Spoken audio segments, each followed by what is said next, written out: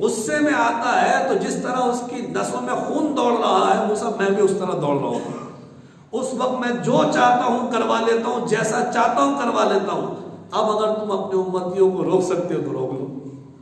یہ 3 گل بتا کے وہ چلا گیا کہ 3 وقتوں میں میرا دور بڑا چلتا ہے. اب ایسے وقتوں میں آپ اچھی طرح جانتے ہیں واقعی میں بندہ ہار جاتا ہے اور شیطان جیت جاتا ہے. وہ اپنا کام کرا کے رہتا ہے. معمولی سا اگر غصہ بندے کو آ جائے تو کیا وہ اٹھا کے پھینک نہیں دیتا, مار نہیں دیتا, گولیاں چل جاتی ہیں, قتل ہو جاتا ہے. سبزی منڈی پہ سے انار کی پیٹی پہ 6 بندے مر گئے. ذرا سا آپ دیکھیں, غصہ آنے پر ہے چند پیٹیوں پہ 6 بندوں کی لاشیں گر گئی. تو یہ غصہ جب آتا ہے تو شیطان پھر اپنا کام خوب کرتا ہے. حضور علیہ السلام نے فرمایا ان الشیطان یجری من الانسان کمجری الدم, بے شک شیطان انسان میں ایسے دوڑتا ہے جس طرح خون دوڑ رہا ہے. اب اتنی خطرناک دشمن, اتنا خطرناک دشمن سے اگر تمہیں بچنا ہے تو تم بولو اعوذ باللہ من الشیطان الرجیم. اے اللہ میں تیری پناہ مانگتا ہوں اس شیطان مردود سے. یہ تو خون میں بھی دوڑ رہا ہے, یہ تو دل و دماغ میں چھایا ہوا ہے, ایسا جال بنا ہوا ہے جس طرح مکڑی اگر مکھی کا شکار کر لے نا, مکڑی مکھی کا شکار کر لے تو اس کو چاروں طرف سے ایسا پیک کرتی ہے کہ کسی طرف سے نکلنے نہ پائے, کسی طرف سے. تو دوستو اسی طریقے سے شیطان نے اوپر سے نیچے سے آگے سے پیچھے سے اپنے فریب میں اپنے مکر میں ایسا گھما کے رکھا ہوا ہے کہ ہمارے دل و دماغ میں بھی نہیں آتا کہ ہمیں مرنا ہے, قیامت میں اٹھنا ہے, حساب دینا ہے, کتاب دینا ہے, حلال کیا ہے حرام کیا ہے. ایسا الجھا دیا ہے کہ بندہ اپنے دنیاوی معاملات میں مصروف ہو کے رہے. اسی لیے بندے کو اللہ نے یہ تعلیم فرمائی فَإِذَا قَرَأْتَ الْقُرْآنَ فَاسْتَعِذْ بِاللَّهِ مِنَ الشَّيْطَانِ الرَّجِيمِ. اے میرے بندے جب تو قرآن پڑھنے کا ارادہ کر تو اللہ کی پناہ مانگ لے شیطان مردود سے. اب ایک چھوٹی سی بات, اللہ رب العزت کی راز ہے, کسی نے نہیں دیکھا. یہاں تک کہ شیطان ابلیس نے بھی نہیں دیکھا. وہ اللہ ایک راز ہے. علماء نے فرمایا اعوذ باللہ میں جو لفظ اللہ ہے یہ لفظ اللہ بھی راز ہے. یہ لفظ اللہ بھی راز ہے.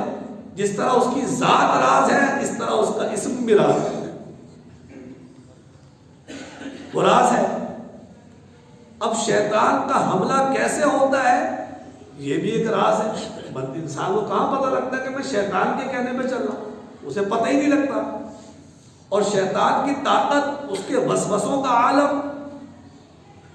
تفسیر نعیمی میں لکھا کہ حضرت آدم علیہ السلام کو جو شیطان نے دانا کھانے پر وسوسہ ڈالا ہے, جو وسوسہ ڈالا ہے, ایک قول میں تھا کہ شیطان زمین پر تھا, حضرت آدم جنت میں تھے, زمین پہ رہ کر جنت میں وسوسہ ڈالا.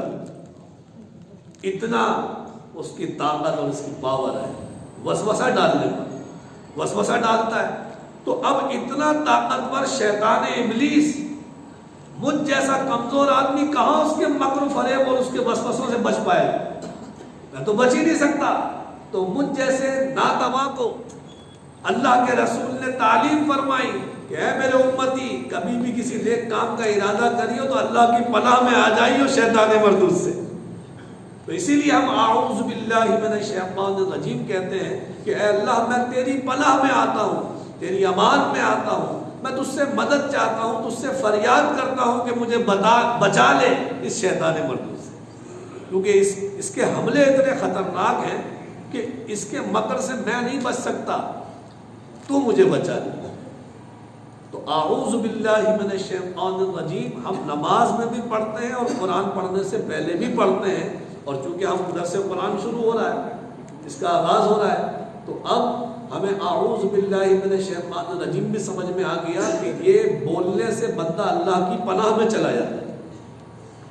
حضور علیہ السلام نے فرمایا کہ جب بندہ اعوذ باللہ من الشیطان الرجیم کہتا ہے تو اللہ شیطان اور بندے کے درمیان میں اللہ رب العزت شیطان اور بندے کے درمیان میں 300 پردے حائل کر دیتا ہے، اور ہر ایک پردہ دوسرے پردے سے اتنی دور ہوتا ہے جس طرح زمین سے آسمان دور ہے۔ 300 پردے شیطان اور بندے کے درمیان حائل ہو جاتے ہیں۔ دیکھیں اس کو اللہ تعالیٰ اپنے بندے کو بچانے کے لیے شیطان کا کیسا انتظام کر رہا ہے، اس کے لیے کیسی دیواریں کھڑی کر رہا ہے۔ ہر دیوار، ہر پردہ سے دوسرے پردے کا فاصلہ زمین و آسمان میں جتنا فاصلہ ہے، اور 300 پردے حائل ہوتے ہیں، تب جا کے بندہ شیطان سے بچ پاتا ہے۔ اور وہ بھی پردے اللہ نے حائل کیے ہیں، خدا کی قدرت سے حائل ہوئے، تب آپ کو اللہ بچا رہا ہے اس کے فریب سے، اس کے وسوسوں سے۔ اسی لیے حضور نے فرمایا کہ جب بندے کو غصہ آ جائے اور غصے میں اس کے منہ سے جھاگ اڑ رہا ہے، یہ حدیث بڑی زبردست ہے، اس کو آپ اپنے پاس سنبھال کے رکھیں۔ اور کبھی کبھی آپ کو غصہ آ جائے تو بیوی پڑھ کے آپ پہ دم کر دے، اور بیوی کو غصہ آ جائے تو آپ پڑھ کے دم کر دیں، یا گھر میں کسی کو غصہ آ جائے تو اس کو دم کر دیں۔ حضور نے فرمایا اگر کسی شخص کے منہ سے غصے کی وجہ سے تھوک اڑ رہا ہو اور جھاگ نکل رہا ہو، اب ہوتا ہے کہ نہیں، جب بندے کو غصہ آتا ہے کیسے بولتا ہے، گالیاں نکالتا ہے تو کہتا ہے تھوک اڑ رہا ہوتا ہے اس کے منہ سے، غصے کی حالت میں سینہ اس کا پھول رہا ہوتا ہے۔ فرمایا کہ اگر اتنا شدید غصہ آیا ہوا ہو کہ غصہ کرنے والے کے منہ سے تھوک اڑ رہا ہے، تو 10 مرتبہ اعوذ باللہ من الشیطان الرجیم پڑھ کے اس کے چہرے پہ دم کر دو، اللہ رب العزت اس کا سارا غصہ کافر کر دے، سارا غصہ کافر، اس کا سارا غصہ ختم ہو جائے گا۔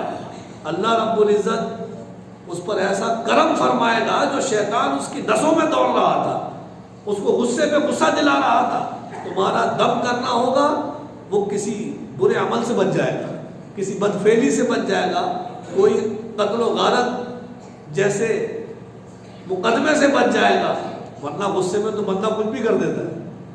تو لہذا اعوذ باللہ من الشیطان الرجیم، میں اللہ کی پناہ مانگتا ہوں شیطان مردود سے، اس لیے کہ شیطان مردود سے آپ کو اللہ ہی بچا سکتا ہے، اس کے حملوں سے آپ کو اللہ ہی بچا سکتا ہے، آپ اندازہ نہیں لگا سکتے۔ اور اس کے لیے اللہ نے بہترین انتظام کرتا ہے رمضان المبارک میں، رمضان المبارک میں ان شیطانوں کو کر دیتا ہے بند، اور بندہ مومن سے کہتا ہے جو بہکانے والا تھا اس کو تو میں نے ڈال دی بیڑیاں، ہتھکڑیاں، زنجیریں ڈال دی، اے بندہ مومن اب تو میری عبادت کر لے، اب تو میری عبادت کر لے۔